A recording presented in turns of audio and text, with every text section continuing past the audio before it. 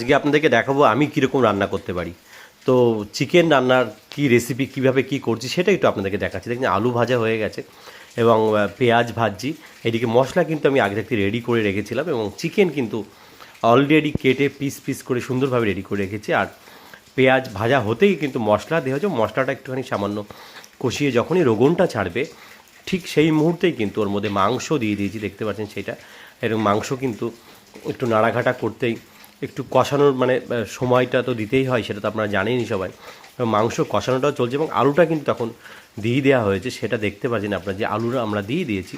এবং আলু দেওয়ার পরেই কিন্তু দেখুন কষানো চলছে এবং সেই মুহূর্তটা আপনার সামনে। তারপরে জল দিলাম এবং জল দেওয়ার পরেই কিন্তু একটু ফুটছে, ফোটার পরেই কিন্তু মাংস কিন্তু সম্পূর্ণভাবে রেডি। এবং বর্ষার দিনে মাংসের সঙ্গে যদি ফ্রাইড রাইস না হয় তাহলে ব্যাপারটা কেমন হয় বলুন। এই সমস্ত কিছু কিন্তু আমি আমার নিজের হাতে রান্না করেছি।